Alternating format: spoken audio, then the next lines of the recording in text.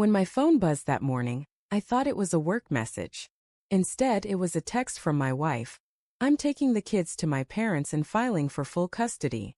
I remember staring at the screen for a few seconds, waiting for the punchline. We hadn't even fought that morning. She'd kissed me on the cheek before I left for work, handed me my lunch and told me to drive safe. Nothing had felt off. At first I thought maybe it was a joke, or that she'd sent it by mistake. But when I called her, it went straight to voicemail. I called again, then again. Nothing.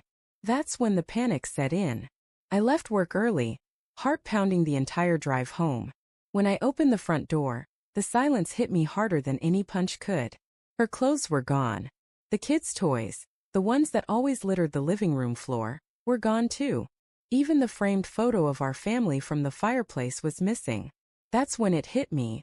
This wasn't some impulsive decision. She'd planned it. I sat down on the couch and stared at the empty space where our family photo used to hang. That spot used to be the heart of our home. Now it looked like a hole in my life. I kept asking myself why. We weren't perfect, sure. No marriages. But we were stable.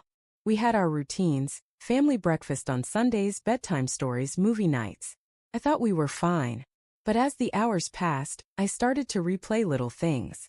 The way she'd been distant lately. How she'd started sleeping with her phone under her pillow. How she'd taken extra shifts at the office. Back then I'd brushed it off.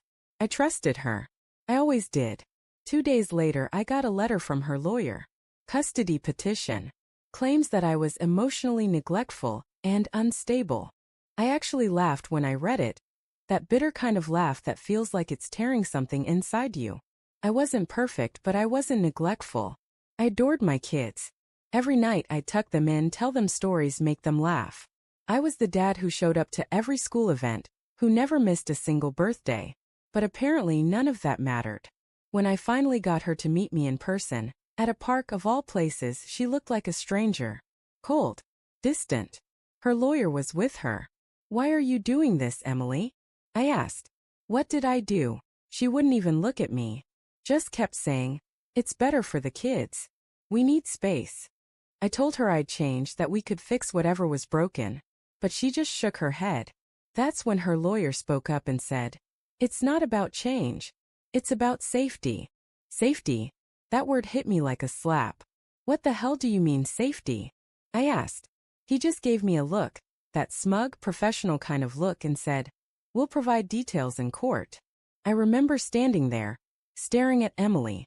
"You really think I'd ever hurt you or them?" I asked.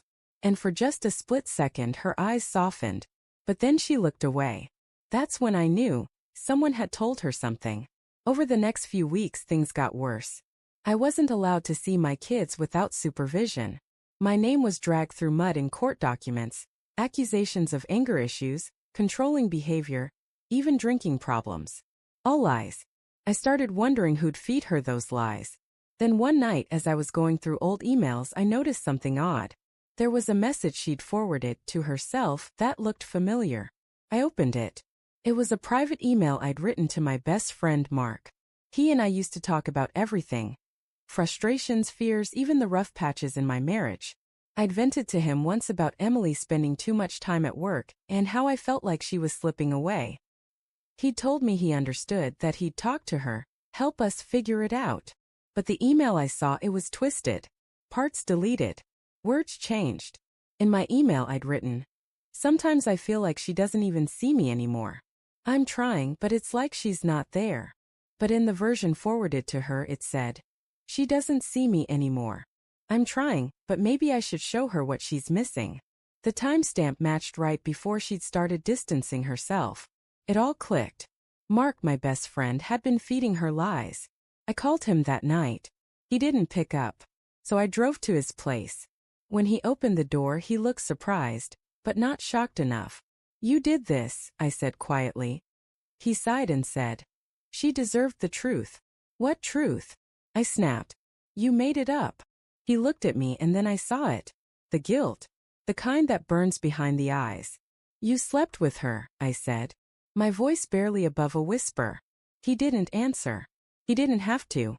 That moment felt like my world collapsed. Not just my marriage, not just my kids, my entire life. I wanted to hit him. God, I did. But I didn't. I just stood there shaking, feeling like my soul had been ripped out. She told me it was over, he said. She said you changed. That she was scared of you. I laughed. Scared? Of me? The only thing she was scared of was being bored. I left before I did something I'd regret. The next morning I sent her one text, just one line. I know everything. You and Mark deserve each other. She didn't reply. Weeks later, her lawyer reached out again, this time to discuss settlement. I didn't fight for custody. I couldn't. Not then. I was too broken, too tired. But I promised myself one thing. I'd rebuild. Slowly. Quietly. It's been 2 years now. I get weekends with my kids. They're growing fast. They still ask why mom and dad don't live together, and I just tell them. Sometimes people forget what family means until it's too late. As for Emily and Mark, they didn't last. Turns out, lies built on guilt crumble fast. And me? I learned that love without honesty is just a countdown to heartbreak. That text she sent, the one that started it all, still sits in my phone. Not because I can't delete it, but because every time I see it I remind myself. The moment she left wasn't the end of my life. It was the start of finally living it for me.